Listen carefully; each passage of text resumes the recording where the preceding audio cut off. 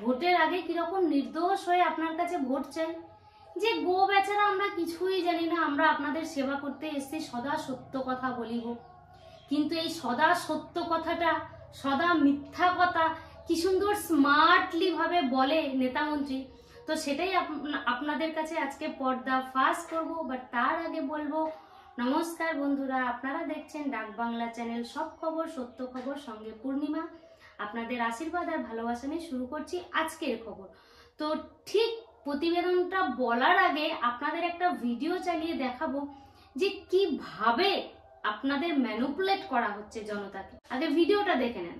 उनका एलिगेशन क्या है? जमीन अधिग्रहण से लेकर के कुछ महिलाओं ने यौन शोषण तक के आरोप लगाए, ये मुद्दा है। तो लेकिन दो एलिगेशन है, एक है जमीन हड़पना, एक है महिलाओं का शोषण।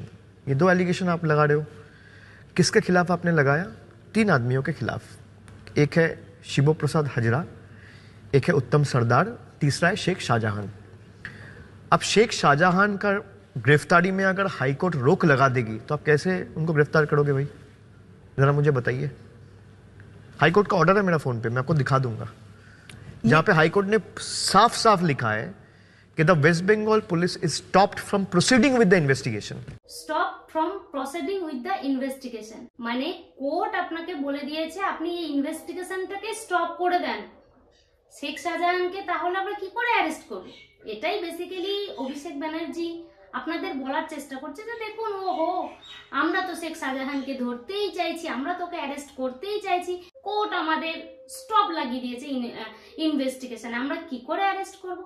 শুনুন শুনুন, আমি বলছি আসল যে বিটুইন দ্য লাইন যে কথাটা আছে, এই কথাটা বলার পিছনের কথাটা আমি আপনাদের বোঝাচ্ছি। কি হয়েছে, 2 মাস ধরে ঘটনা চলছে, সন্দেশখালীর মা বোনরা 2 মাস ধরে চেঁচাচ্ছে, কান্নাকাটি করছে, লোকাল থানায় এফআইআর করছে, শাহজাহানকে ধরুন, আমাদের উপর অত্যাচার হচ্ছে, আমাদের উপর টর্চার হচ্ছে। তখন তো কেউ, কোনো স্টেট গভর্নমেন্ট পুলিশ শুনতেই পাচ্ছিল না কানে যে সন্দেশখালীর মা বোনেরা এইভাবে অত্যাচারিত হচ্ছে, কেউ শুনতে পাচ্ছিল না। কিন্তু যখন কোর্ট আলটিমেটাম দিয়ে দিল যে আপনাদের 72 ঘন্টার মধ্যে শেখ শাহজাহানকে ধরতেই হবে, এ কিরকম রাজ্য হচ্ছে, মানে কিরকম রাজনীতিক, এটা ধরতেই হবে ওকে, তখন গিয়ে আমাদের স্টেট গভর্নমেন্টের যে পুলিশ আছে, রাজ্য পুলিশ, শেখ শাহজাহানকে অ্যারেস্ট করলো।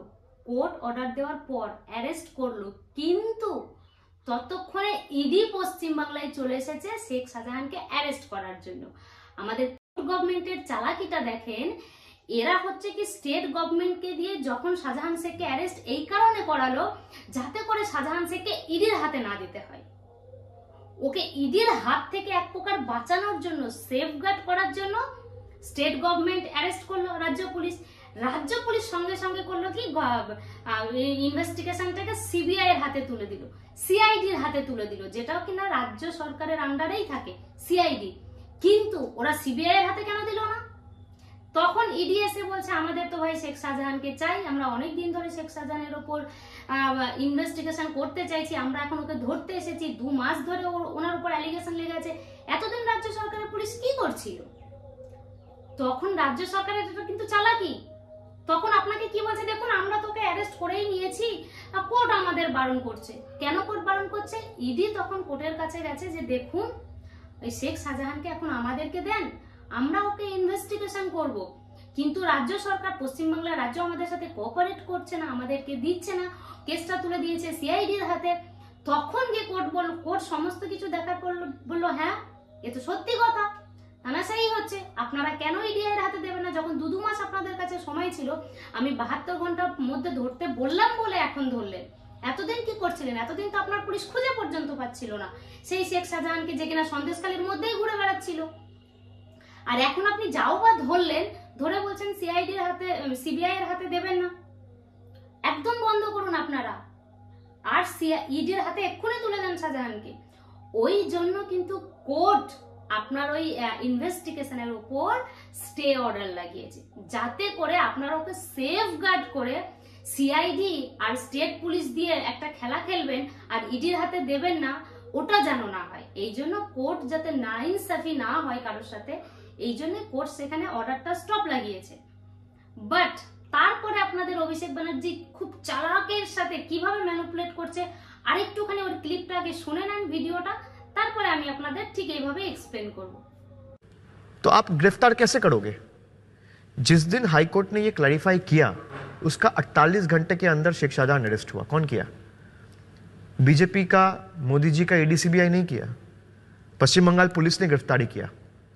महिलाओं का शोषण का जो आरोप लगाते हैं, आज 15-20 दिन हो गया शेख शाहजहां सीबीआई का कस्टडी में है, तो सीबीआई इन दोनों का कस्टडी क्यों नहीं लिया भाई? ये शिबू हाजरा और उत्तम सरदार का कस्टडी नहीं मांगा अभी तक, क्यों? হ্যাঁ হ্যাঁ, কিরকম বলছে যে আমাদের স্টেট পুলিশই অ্যারেস্ট করেছে। ভাই তোমাদের স্টেট পুলিশ অ্যারেস্ট কখন করেছে? যখন কেন্দ্র সরকারের পুলিশ, কেন্দ্র সরকারের বাহিনী আসছে ধরতে, ঠিক আছে ওটা তো বলেই দিলাম। এবার যেটা বলছে কি, আরো যে দুজনের উপর শিবু হাজরা আর এই যে উত্তম সর্দার, এদের উপরেও যে আরোপটা রয়েছে, এদের কেন পুলিশ ধরছে না? তার মানে বেসিক্যালি অভিষেক ব্যানার্জি আপনাকে বলতে চাইছে যে আপনারা যে অ্যালিগেশন লাগিয়েছেন, কি অ্যালিগেশন? জমি জায়গা কেড়ে নেওয়া, মহিলাদের সাথে কুছ বাজে বিহেভিয়ার করা, এই যে অ্যালিগেশনটা আপনারা লাগিয়েছেন, যার দ্বারা শেখ শাহজাহানকে অ্যারেস্ট করে নিয়ে গেল, কিন্তু বাকি দুজনকে কেন অ্যারেস্ট করছে না? না না না না না, ভুলিয়ে যাবেন না, আমি আপনাদের বলছি, শেখ শাহজাহানকে কিন্তু এই যে জমি কেড়ে নেওয়া আর এই যে মলেস্টেশনের, মা বোনেদের উপর যে অত্যাচার করা, এর উপর ভিত্তি করে কিন্তু শেখ শাহজাহানকে অ্যারেস্ট করা হয়নি। শেখ শাহজাহানকে অ্যারেস্ট করেছে ইডি মানি লন্ডারিং কাণ্ডে। কোন রকম এর থেকেও বড় কোনো ঘটনা শাহজাহান ঘটিয়েছে, যেটা ইডির কাছে আছে যে খবর, তার জন্য কিন্তু ইডি শাহজাহানকে ধরে নিয়ে গেছে, এই মামলাতে ধরেনি। কিন্তু এইবার আপনাকে বলি, আর দুজনকে কেন ধরা হচ্ছে না? কেন ধরা হচ্ছে না আমি বলি। যেমন বলছে না সিবিআই আর দুজনের তো কাস্টাডি পর্যন্ত চাইনি। কেন চাইনি? ওই যে মামলাটার উপরে আর দুজনের উপর যে আরোপটা রয়েছে, সেই মামলাটা কিন্তু সিবিআই এর কাছে নেই। সিবিআই এর কাছে ওই মামলাটা রয়েছে যখন শেখ শাহজাহানকে ইডি সন্দেশখালীতে ধরতে গিয়েছিল, ওখানে কতগুলো মানুষ ইডির মাথা ফাটিয়েছে পাথর মেরে, ইভেন সরকারি গাড়ি, যে গাড়িতে ইডি গিয়েছিল সেই গাড়িগুলো ভেঙে দিয়েছে। এই সমস্ত কেস যারা ঘটিয়েছে, সেই মামলাটা সিবিআই এর কাছে আছে। তো সিবিআই কে বলা হয়েছে ইডির উপরে যারা হামলা করেছে তুমি তাদের ধরো। এইবার তাদের মধ্যে কিন্তু এই শিবু হাজরা আর এই উত্তম সর্দার আসছে না। যদিও বা আসছে, তো সেটা কখন প্রমাণ হবে?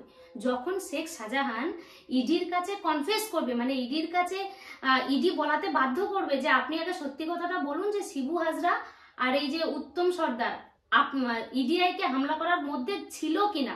শেখ শাহজাহান যদি কনফেস করে যে হ্যাঁ ছিল, তবেই গিয়ে কিন্তু সিবিআই এদের দুজনকে অ্যারেস্ট করবে। কিন্তু আপনাকে কি ভুল বোঝানো হচ্ছে যে আপনি, মা বোনেরা, আপনি যে মামলাটা করেছিলেন, আরো দুজনের নামে তো করেছিলেন, তাদের তো ধরছে না। ভাই সেই মামলাটা সিবিআই এর কাছে এখনো যায়নি, সেটা তো স্টেট গভর্নমেন্টের কাছে পড়ে আছে। আমারও তো প্রশ্ন, আপনার স্টেট গভর্নমেন্ট ওই দুজনকে কেন ধরছে না?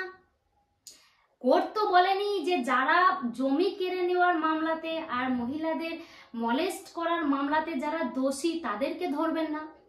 কোর্ট বলেছিল ভাই শাহজাহানকে চালাকির নামে ধরে রেখে ইডির হাতে দেবে না, এটা করা যাবে না। কিন্তু আপনি বাকি দুজনকে ধরেন।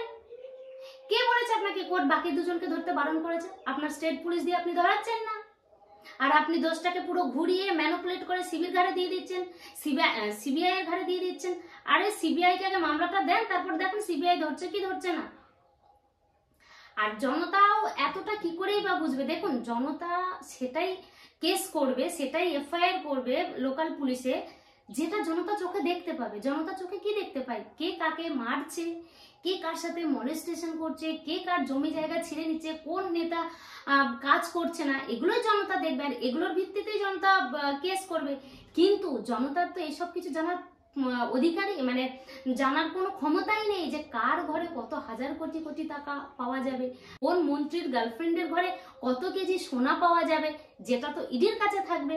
স্টেট গভর্নমেন্টের পুলিশ খুব চালাক, মানে এই যে অভিষেক ব্যানার্জি, ইনারা তো খুব চালাক।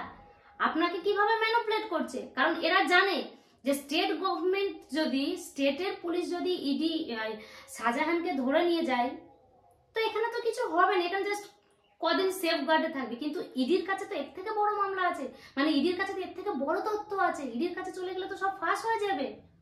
জনতার কাছেও সব চলে আসবে, জনতা জেনে যাবে, আমরা হেরেও যেতে পারি।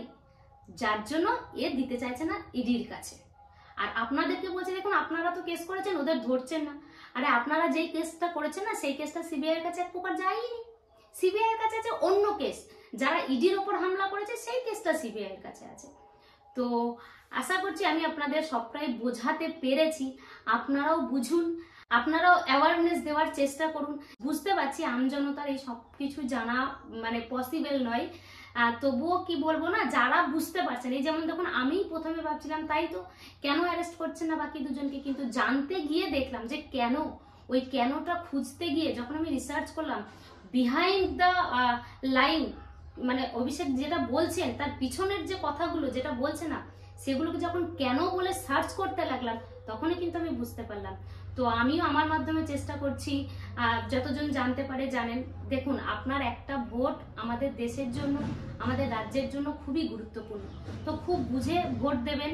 কার হাতে ভোট দিলে আমাদের দেশ সুরক্ষিত থাকবে, কার হাতে ভোট দিলে আমাদের রাজ্য সুরক্ষিত থাকবে, ঠিক ভোটটা তাকেই দেবেন। ভুল করেও ভোটটা এদিক ওদিক দেবেন না। কারণ আপনারা জানেন ইহুদিরা এক সময় দুনিয়ার সমস্ত দেশ থেকে বিতাড়িত হচ্ছিল যতক্ষণ না তাদের ইসরায়েল দেশ ছিল না। আজ ইহুদিকে কেউ কিছু বলতে পারে না, কারণ তার দেশে একটা শক্ত লিডার তৈরি হয়ে গেছে। তালিবানের মতো লোক আফগানিস্তানকে কবজা করে কি অবস্থা করছে। আজকে দেশের রাজা যদি শক্ত না হয়, আমাদের দেশও ঠিক একদিন তালিবানই নিয়ে নেবে। তো ভেবেচিন্তে আপনার একটা ভোট খুব গুরুত্বপূর্ণ, ভেবেচিন্তে ভোট দেবেন, শান্তিপূর্ণভাবে ভোট দেবেন, মারামারি করবেন না। এটাই হচ্ছে আজকের আমার বক্তব্য। তো আজকের জন্য এখানেই শেষ করলাম, ফির আবার আসবো নতুন কোনো ভিডিও নিয়ে। ততক্ষণ পর্যন্ত আপনারা আপনাদের ধ্যান রাখবেন। বন্দে মাতরম।